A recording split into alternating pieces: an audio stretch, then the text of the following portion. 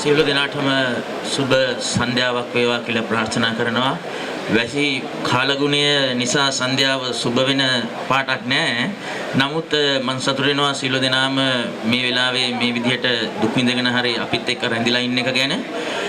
විශේෂයෙන්ම ව්‍යවසායකත්ව අධ්‍යයනාංශය විසින් මේ ගත ක්‍රියාමාර්ගය ඒ කියන්නේ විලාසිතා සංදර්ශනයක් විශ්වවිද්‍යාලයේ තුල ප්‍රථම වරට සමහර විට ශ්‍රී ලංකීය විශ්වවිද්‍යාල පද්ධතිය තුල ප්‍රථම වරට කරන්න මේ ගත්ත උත්සාහය මම ඇත්තටම අගය කර සිටිනවා.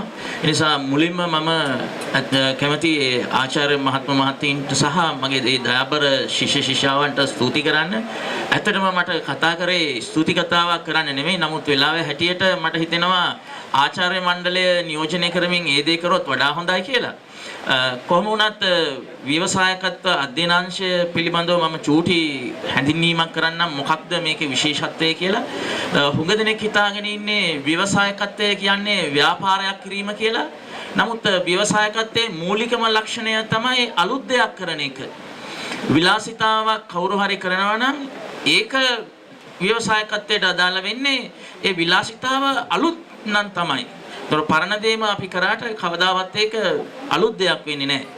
ඉතින් ඒ නිසා මේක අපේ ශිෂ්‍යයන්ගේ ව්‍යවසායකත්වයේ මනාව විශ්වවිද්‍යාල ප්‍රජාව තුළ ප්‍රසිද්ධ කිරීමක් වෙනවා. මොකද විශ්වවිද්‍යාල පද්ධතිය තුළ ඉතිහාසයේ ප්‍රථම වරට මේ දේ කරපු නිසා. ඒ වගේම විලාසිතා ගැන කතා කරනකොට විශ්වවිද්‍යාල පද්ධතිය තුළ යම්කිසි බයකුත් තියෙනවා. මොකද මේක ඇතුලේ යම්කිසි විනයක් තියෙනවා. බාහිර සමාජයට ගියොත් සමහරලාට අපිට පාරේ වටපිට බලාගෙන යන්න බැරි තරමේ විලාසිතා තියෙනවා. බිම බලාගෙන යන්න වෙන විලාසිතා තියෙනවා. ඉතින් සමහර විට විලාසිතා කරන අය කියනවා අපිට කැමති විදිහට අඳින්න අපිට අයිතියක් තියෙනවා කියලා. හැබැයි ඒ හුඟක් අය අමතක කරනවා තමන්ගේ යුතුයකම ගැන. මොකද සමාජය තුල ශීලාචාරව හැසිරෙන්න යුතුයකමක් තියෙනවා අර අයිතිවාසිකමට කලින්. ඉතින් මේ විශ්වවිද්‍යාලය තුල ප්‍රථමවට ඒ යුතුයකමයි අයිතිවාසිකමයි දෙකම රැකගෙන මේ දේ කරන්න ඉදිරිපත් වීම ගැන මම නැවත වරක් මගේ දරුවන්ට ස්තුති කරනවා.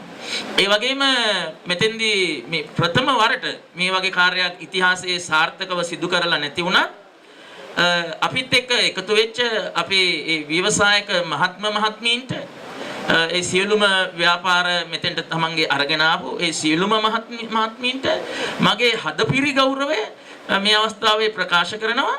ඒ වගේම මම ඔබ තුමන්ලාගෙන් සහ ඔබ තුමියන්ලාගෙන් ඉල්ලනවා අපිත් එක්ක දිගටම රැඳිලා ඉන්න.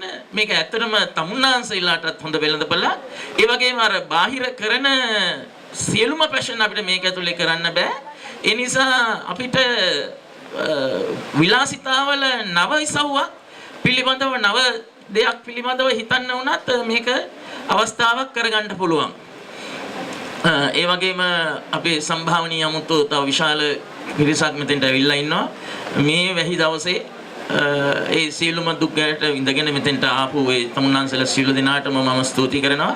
ඉතින් ඒ වගේම මගේ දායබර දූලා පුතාලා විශ්වවිද්‍යාලයේ විවිධ වූ පාඨමාලාවල මෙතෙන්ට ඇවිල්ලා තිනවා.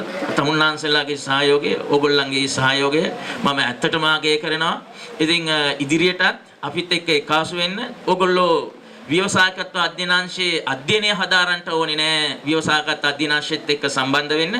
ඕගොල්ලෝ සියලු දෙනාටම අනාගතේ ව්‍යාපාරයක් කරන්න අදහසක් තියෙනවනම්, අලුත් දෙයක් කරන්න අදහසක් තියෙනවනම් ඕගොල්ලන්ට ඕනම වෙලාවක අපේ අධ්‍යයනාංශය විවෘතයි. එන්න ඕන වෙලාවක ඇවිල්ලා කියන්න සර් අපි ගාව මේ වගේ අලුත් අදහසක් තියෙනවා අපිට උදව් කරන්න මේක ක්‍රියාත්මක කරන්න කියලා. අපේ රටේ විවිධ ආයතන එක්ක සම්බන්ධතාව පවත්වාගෙන යනවා. ඕගොල්ලන්ට හැකි පමණින් උදව් කරනවා. එහෙමනම් නැවත වරක් තමුන්නාන්සලා සියලු දෙනාටම ස්තුති කරමින් මගේ කතාව අවසන් කරනවා. සියලු දෙනාටම බොහොම ස්තුතියි.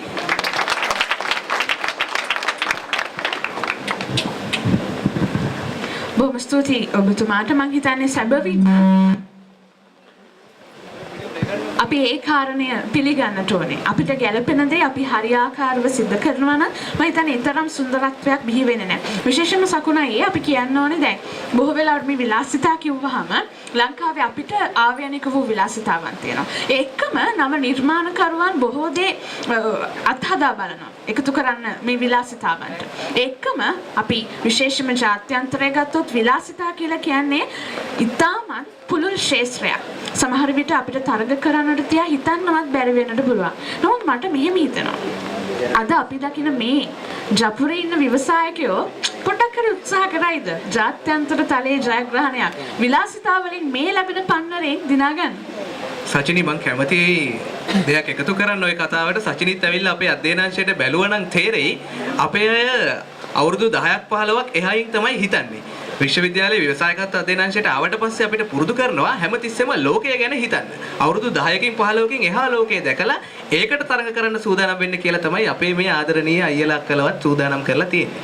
මම හිතන්නේ එය තමයි මේ ආකාරයෙන් වෙනස්ම දෙයක් ජපුර විශ්වවිද්‍යාල මේ භූමියට අද දවසේදී එකතු කරන්නේ.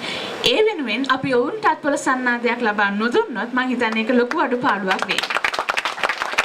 සජිනි දැන් දවස් 3ක් පුරා අපි මේ කාර්යය කරගෙන ආවේ තනියෙන් නෙමෙයි. හුඟ දෙනෙක් අපිත් එක්ක එකතු වෙලා හිටියා අනුග්‍රාහක බවතුන් විදියට. එයාලා දවස පුරාම අපිත් එක්ක ඉඳලා මේ අපේ ආදරණීය සොයුරු සොයුරියන්ට රූපලාවන්‍ය ගැන උපදෙස් ලබා දෙමින් එතකොට ඔවුන්ගේ මේ ජංගම රූපලාවන්‍ය අගාරහරහා සේවයන් සලසමින් ලොකු දෙයක් මේ දවස් 3 පුරාවටම කරා. ඒ නිසා මේ වෙලාව මට හිතෙනවා හොඳම වෙලාව කියලා අපේ ආදරණීය අනුග්‍රාහකින්ව මතක් කරන්න. ඔව් අපි මතක් කරන්නට සූදානම් ප්‍රධාන අනුග්‍රහකත්වය දක්වන්නේ ඔබ දකින්නට ඇති මේ දවස් 3 පුරාවටම ජපුර විශ්වවිද්‍යාලය පුරාම ඔවුන්ගේ නාමය රැවුදෙනවා. ලෝරියල් අද දවසේදී බොහොම ගෞරවයෙන් යුතුව මතක් කරන්නට ඕනේ විශේෂයෙන්ම කේශාලංකාරන මේ ශාස්ත්‍රීය ප්‍රමුඛයන් බවට පත් වෙමින් ඔවුන් අද දවසේදී බොහොම ආඩම්බරයෙන් යුතුව මේ කර්තව්‍යයට සහයෝගය ලබා දෙනවා. ඒකම කොටේජ් ප්ලාස්ටික් ඉන්ඩස්ට්‍රීස් සහ කුෂි සලෝන් අද දවසේදී මේ හැඩකරුවන්ව හැඩකාරියන්ව ලස්සන කරන්න අද දවසේදී එකතු වෙලා ඉන්නවා. ඔවුන්වත් බොහොම ගෞරවයෙන් යුතුව මතක් කරන්නට ඕනේ. ඒකම සංනිවේදන සහකරු හච් ඒ විතරක් නෙමෙයි මාධ්‍ය සහකරු විදිහට YFM එකතු වෙලා ඉන්නවා. ඒ විතරක් නෙමෙයි සුබාරු දීපිකා ගුණසේකර සලෝන්ස්, අයෝමැක්, people's bank, national lottery board, ඒකම ස්පයිසි කෝස් මේ සියලුම දෙනාගේ අනුග්‍රහකත්වයෙන් මැද තමයි අද දවසේදී ෆැෂන් ෆියස්ටා 2013 මේ ආකාරයෙන් හැඩවෙන්නේ ලස්සන වෙන්නේ. මම හිතනවා මේ වන විට අපේ අනුග්‍රහක බවතුන්ගේ වීඩියෝ පටයක් සූදානම්ෙන් තියෙනවා. අපි දැන් නරඹමු අපේ ආදරණීය අනුග්‍රහක බවතුන්ගේ වීඩියෝ පටය.